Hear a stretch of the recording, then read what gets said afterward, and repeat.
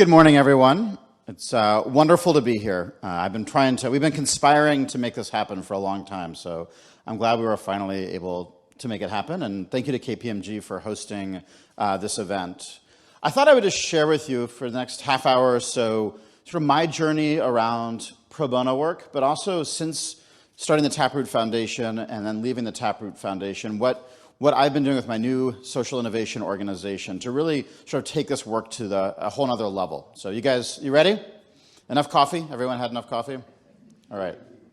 That's me. I don't have enough fingers, so if we had had KPMG, you probably could have strategically helped us figure that out. But I wrote a book in 2014 called The Purpose Economy, and it was largely built off of my uncle's work, who is an economist at Stanford University, who coined the term information economy back in the 1970s. It was sort of the first to really define that we had moved past an industrial-based overall world economy to an information economy.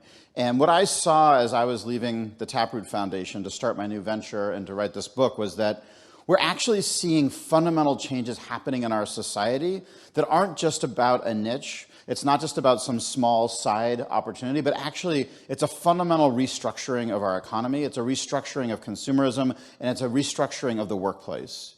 And that it's all built around purpose and people's quest to have more meaning in their lives. And this is driving decisions around employment and decisions around how we're spending our money as human beings. So I'm going to take you on this journey. It really begins with the Taproot Foundation, which I started back in 2001 in San Francisco. I had been working in Silicon Valley, and I saw that many people were volunteering in the community, but I also saw that when I actually talked to nonprofit organizations, to NGOs, what they were looking for was more than just having people come and do direct service. Actually, one of my favorite quotes was, if I get another volunteer, I'm going to go out of business. Because there was so much demand for volunteering, but they weren't necessarily providing the services that the nonprofits actually truly needed. They said, we need help with marketing.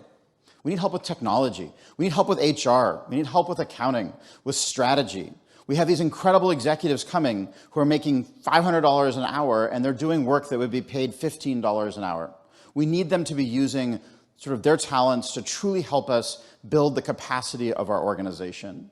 So thanks to technology, we were able to figure out how to actually make pro bono service work for the first time outside of the legal profession. Being able to figure out how to use teams of people throughout the city to come together to do 6-month-long, in-depth projects for nonprofits in San Francisco. We slowly scaled that to the point where after about 5 years, we had offices in 7 cities across the United States.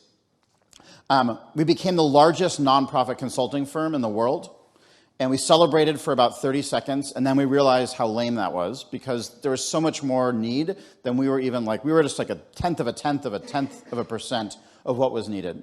So we started working with corporations, because to that point we had just recruited business professionals, sort of retail, if you will, to come directly and volunteer through us. We started working with corporations and building their capacity to be able to do pro bono work. Our first actual corporate partner was Time Warner Company, and they were excited about the idea, but they said, look, we're not a consulting firm. We don't know how to do pro bono work. We don't know how to do client management. We don't know how to scope projects. We need help building that capacity and even knowing which nonprofits and which projects to work with. So we started working with companies to help them understand how do you actually build this capability. And we started to see almost every company over time, major companies, starting to make pro bono work part of their fundamental social impact strategy and their HR strategy, because it was seen as an incredible leadership development opportunity.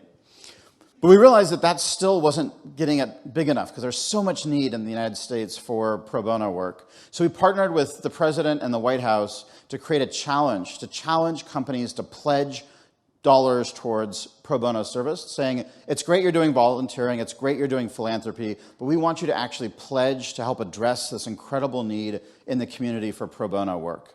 And created an organization called A Billion Plus Change. The goal was in 1 year to get $1 billion in pledges of pro bono work from American corporations. Ended up far exceeding that, and when I left Taproot, The US market for pro bono work was about $15 billion a year in services for nonprofits, and it was such an incredible honor to be part of that. And then we started getting interest from around the world, and the BMW Foundation approached us, and we sort of started to conspire to say, how do we actually take what we've learned and spread that around the world? And I don't know how many countries are now involved, but 50 different countries are now sort of part of this network, building pro bono services all around the world. So it was an incredible journey. But I want to share with you a little bit, sort of post that, what I've been doing and sort of what I see as next for society. The thing that we heard from people doing pro bono work over and over again is this: I find pro bono work so much more rewarding than a paycheck job. Does that surprise anybody? Anyone just like, what? That doesn't make any sense. So this was something that we really celebrated at Taproot, that we'd created. I talk about it as we created Disneyland for work, right? Disneyland's the happiest place on earth. We'd created this incredible experience for people. But ultimately, I left Taproot to start my new organization, Imperative, for this very same reason, which is, with the exception of a few creepy people, no one lives at Disneyland, right? And the reality is, volunteerism is incredibly important. Pro bono work is incredibly important. But we also have to address the fact that people are not getting what they need out of work. That we fundamentally need to figure out, why is it that people are feeling this need to do volunteerism? How do we fundamentally make sure that that same feeling of giving back, that same feeling of fulfillment, is part of people's day jobs? I, at the time, had 2 young kids who are now a little taller. And I said, you know what, when they enter the workforce, I want to make sure it's a different workforce than the one that I entered. I want to make sure that what we've learned from pro bono work enables us to make all work feel like pro bono work. We did a study with New York University, and what we found was that 66% of the US workforce is unfulfilled at work.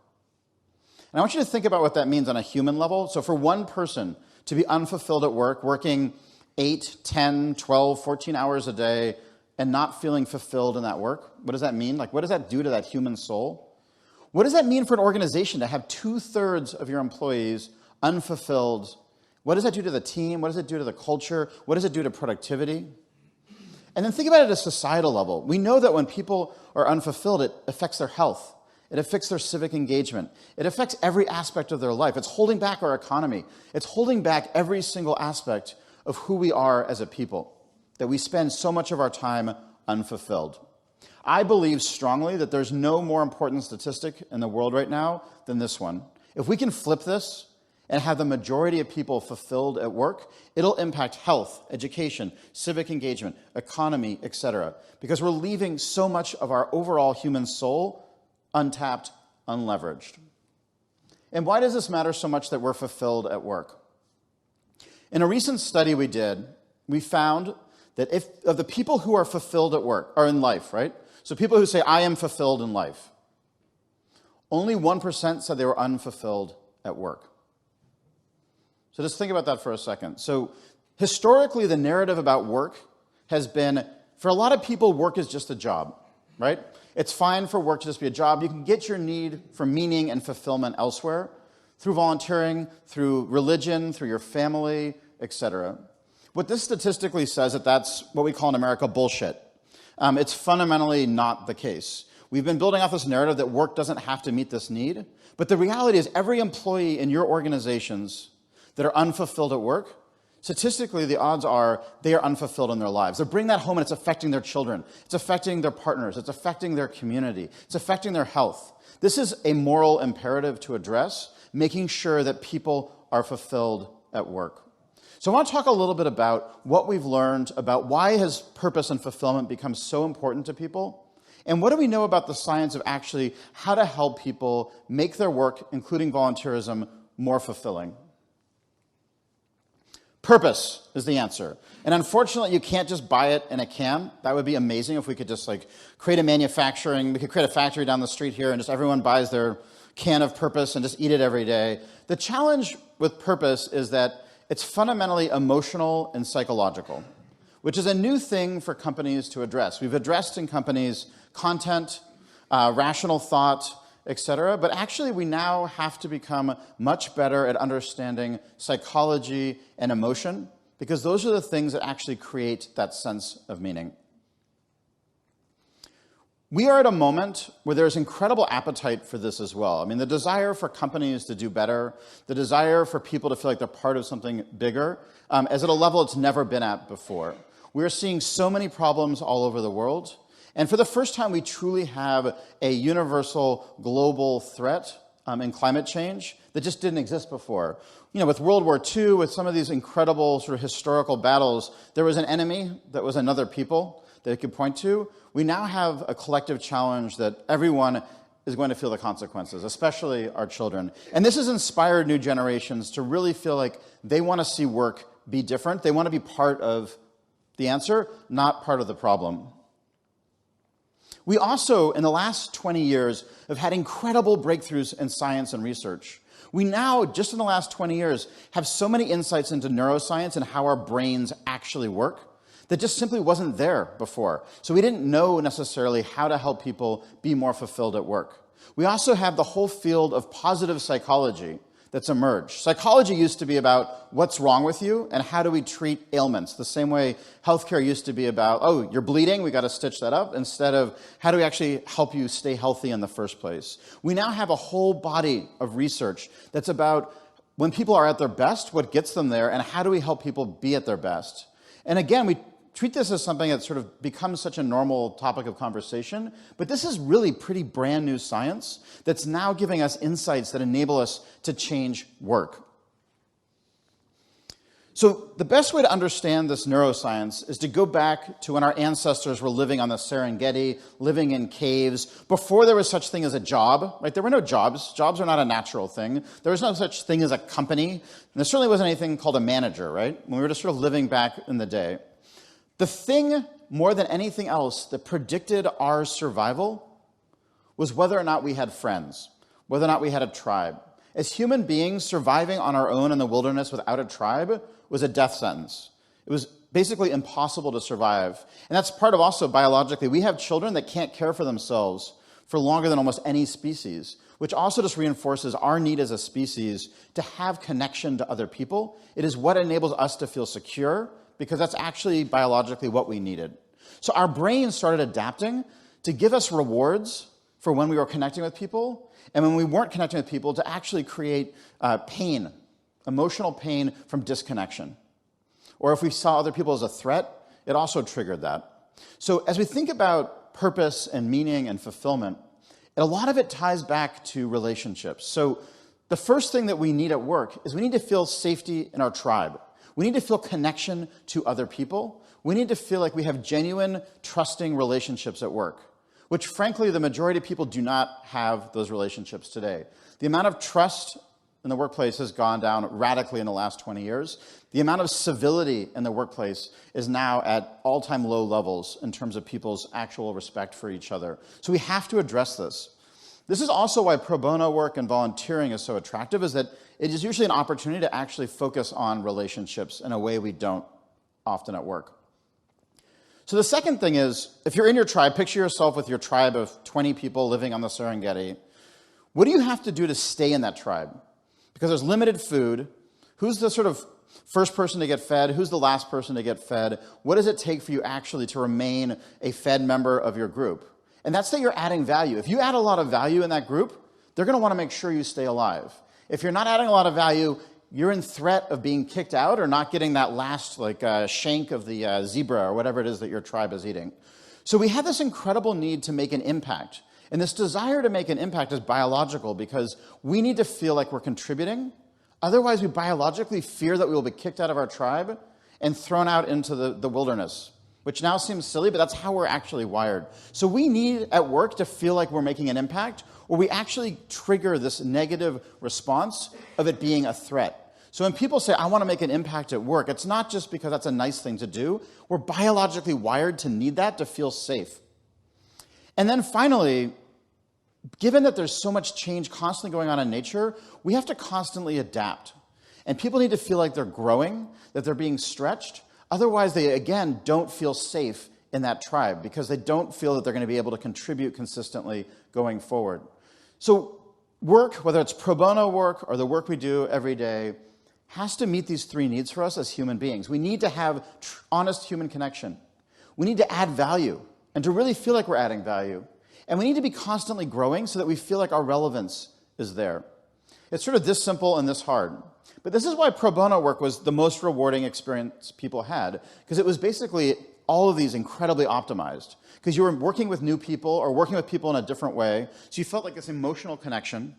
You were making an impact, and you were being stretched to grow because you're working for a new type of client, a new kind of setting. So this was like basically fulfillment on steroids, pushing it to its sort of extreme.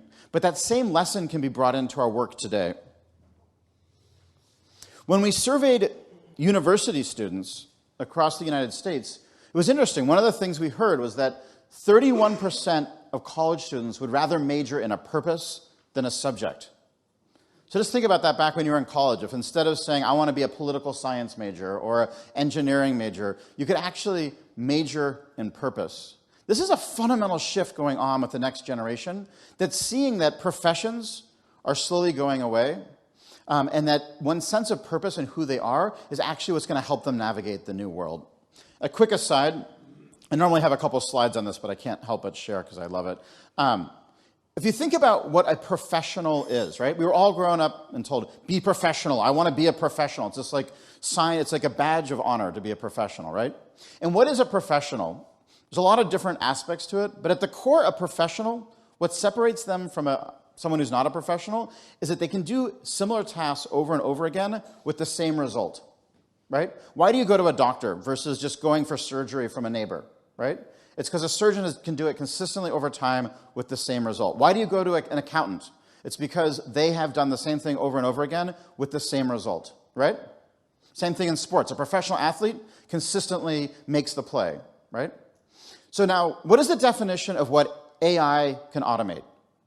Things that can be done consistently over time with the same result.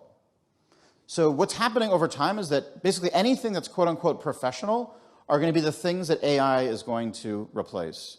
And that in fact, the key to careers, and I think students are getting this, is the key to success going forward is to be as unprofessional as possible and to be human.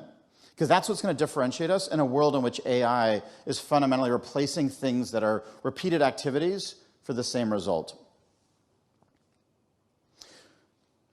In the US, and I think increasingly around the world, and I was just in Belgium yesterday with about 500 CEOs, and they're 100% on the same page. We are entering this new economic era. We are entering an era where purpose is going to define why people work in certain places, why people purchase certain things. It is what's going to generate innovation. It's going to generate value. And I focus on labor because this is the first time in history that overall labor has more power than management. When I talk to CEOs, the number one barrier to growth is people. It's no longer about land or about materials. It's about whether or not we can get the best people and not finding the people that are needed to get the work done. And that the desire of people is for purpose.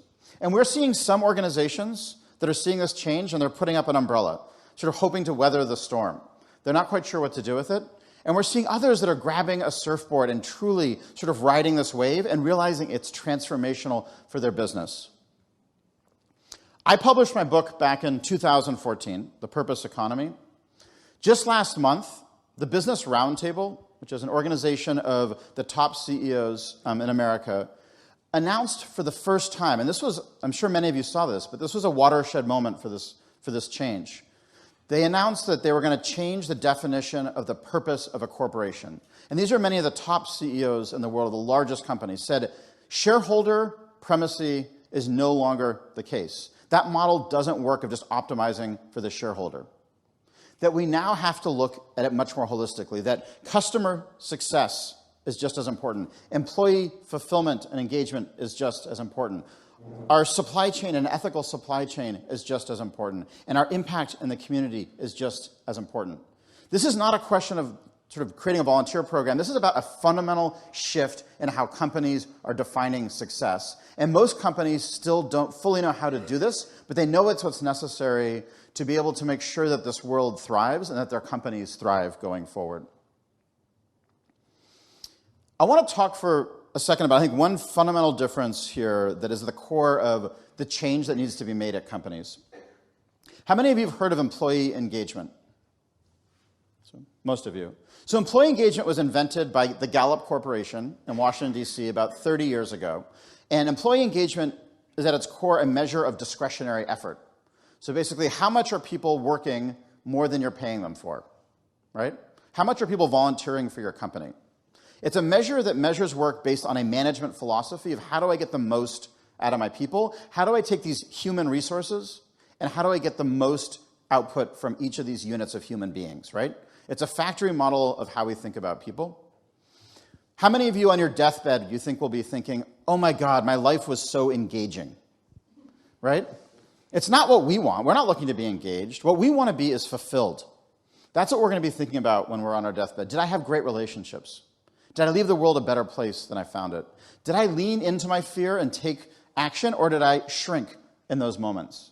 That's what we care about. And as employees start to have the power in our system, we need to stop moving from a management view to actually doing a human-centered view to think about what is it that these biological, incredible creatures actually need, and what is it going to make them to thrive in our organization. And what people overwhelmingly said was, I want fulfilling work more than I want engaging work. And it's a fundamental difference in its language, but it speaks to the ripple effect of what does that mean through all of our talent systems? What does that mean as a manager? What does that mean in terms of how we actually approach jobs, et cetera? A lot of people were skeptical when we first shared that, and they said people don't understand the difference between fulfilling work and engaging work. People just don't get it. So we asked people, how would you define engaging work? How would you describe fulfilling work? And here's what we found.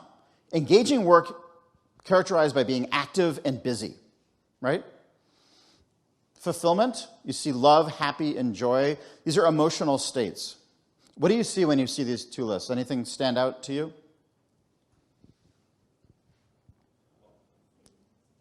Feelings? Yep. One of the things that someone said that I loved was that one is about a human being, and this is about a human doing, right? And the challenge is there's no such thing as a meaningful job or a purposeful job out there, period. Fulfillment and meaning are things humans create. And I've seen people in jobs that should have no purpose to them, deeply fulfilled. And I've seen people in NGO sector who are deeply unfulfilled. The job is not what creates meaning. It's actually we human beings that create meaning. And the way we do that scientifically is through the act of reflection. I could spend all day saving babies that are on fire and go home and not feel fulfilled if I don't take time to reflect and actually create that meaning for myself. The work itself has no meaning. It's only when I give it meaning. But what happens in the modern workforce is we're asked to be active and busy. If you see employees that are active and busy, it means they're doing a good job. It's squeezing out that reflection and that human piece that's what actually makes work meaningful. So we need to make a fundamental shift from this idea of employee engagement to the idea of employee fulfillment. And the great news is that fulfillment predicts business success. We've seen people who are fulfilled report being much higher performers than other people. We see that when it comes to tenure, people who are fulfilled are twice as likely to plan to stay 5 years and 3 times as likely to spend 10 years. Think about it. If you're fulfilled in a job, why would you leave? If you're engaged, you may or may not, but if you're fulfilled in your job, why would you leave? Think about it, it's similar to like with a romantic relationship. If you're fulfilled in that relationship, you're not looking for other opportunities. And the same thing is true here. This absolutely drives tenure.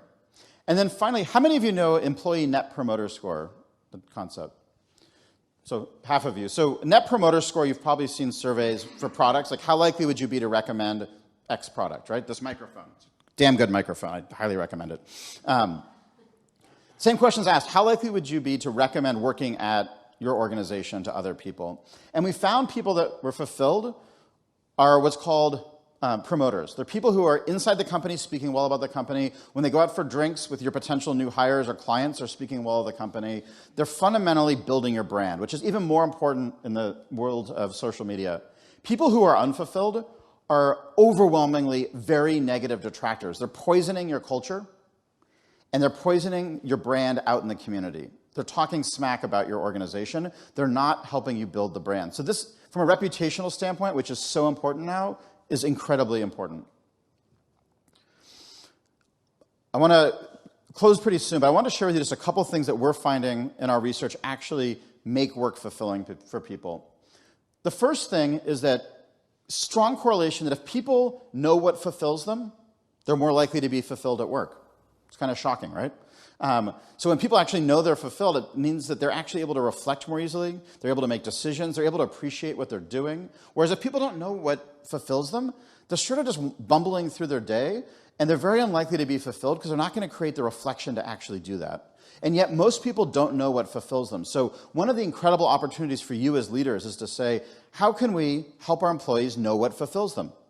It's a very easy intervention to help people just know what fulfills them. If you do that, you're like a long ways towards the goal. Number two, one of the things we found that was amazing is that people who are fulfilled count not on their manager, not on HR, but their peers for the majority of learning and support. They actually use peers as coaches to be able to reflect on their work on a daily basis, to talk about their career, to be able to emotionally process what they're doing. People who don't have that kind of peer support were overwhelmingly unfulfilled at work. So rather than just investing in manager training, HR training, how do you create a culture where people are able to support each other and have space to have those conversations? I've worked for companies with my new company where like going to coffee is frowned upon because it's not employee engagement. They don't look very engaged when they're having coffee. The reality is like creating a culture where people can actually create the space to have those conversations is a total game changer. And the third, allowing people to realize that their job description is a draft and that it's up to them to tailor and craft their job to match with what fulfills them. And it's not about not doing your job. It's about doing your job a little bit differently. And the classic story about this is about hospital orderlies, the people who clean hospital rooms. This is a god-awful job, right? You're cleaning up bodily fluids all day, and doctors and nurses tend to treat orderlies horribly. They treat them as subhuman beings. And yet they found many of them reported being deeply fulfilled in their work. And they went and asked them, like, what's wrong with you? Like, how dare you be fulfilled in this horrible job? And what they found is that many of them were singing, dancing, and telling jokes to patients. They were the ones that were actually working with loved ones and family members to make them feel comfortable in their own, like when they were going through this incredibly hard time, because that was beneath the doctors and nurses. One of them actually was rotating art so that long-term patients didn't have to look at the art all at the same time. This was not part of their job description, but they tailored their work to make it fit what moves them. And we need to empower everyone to say, okay, you started your job today, here's the job description, and how can we make this you? So the employee value proposition has changed, and this is why volunteerism and pro bono is so critical, but it's really only the tip of this. We have new expectations. People want to be fulfilled, not engaged. People want, and companies need to focus on mindset. How do people think? How do they approach work versus just skills? Because skills and knowledge are going to churn. Predicting by 2030, 85% of the jobs don't exist today. We are going to be going through such radical transformation that mindset is what's going to enable people to thrive. Those that are too defined around skills and knowledge, those are short-term currency. And it's about this purpose, this way of navigating our careers that's based on that, not on skills. So in closing, I want to come back to this slide. When I was working in Silicon Valley and the information economy was emerging, every CEO saw it. They weren't stupid. They saw there's something going on here, something's changing, right? And there were two different responses we heard. One was, okay, the information economy is here. I better go out and hire someone to build me a website. Absolutely critical, right? You need a website. The others said, the information economy is here. This changes every single aspect of my business. I have to change everything from how we manage people to marketing, supply chain. Every single aspect of our business needs to change. The ones that just built a website are generally not the companies that are still with us today. They didn't get how fundamental this change was. We are today at a similar moment. CEOs, as we've seen, are seeing that this change is happening. And I think there's two different responses that I'm hearing as well. One is, purpose economy is here, and I need to invest more in volunteering and philanthropy, which is absolutely critical. The others are saying, purpose economy is here, this changes every single aspect of my business, and I need to absolutely double, triple, quadruple my investment in volunteer and philanthropy, but that's just table stakes, the way a website is just table stakes to survive in the information economy. If we're not doing volunteerism and philanthropy, that piece, we're in big trouble because this change is so much more than that. That's just the very beginning of this journey. So I just want to challenge all of you to grab your surfboard, build those incredible volunteer programs, expand the hell out of them, but know that that's just the beginning. That is an opportunity to be a laboratory to figure out how your business in the next 10 years has to radically change if it's going to survive this next era and not be one of these companies that the equivalent of basically dying in the digital transformation. So with that, I just want to thank you again for having me here. It's an honor to be here. And I don't have time for questions right now, but I believe we're having some food together later. So if any of you have any questions, happy to answer them at that point. And I'm not sure who I'm handing this back to, but there is a microphone I would love to give to somebody. Thank you.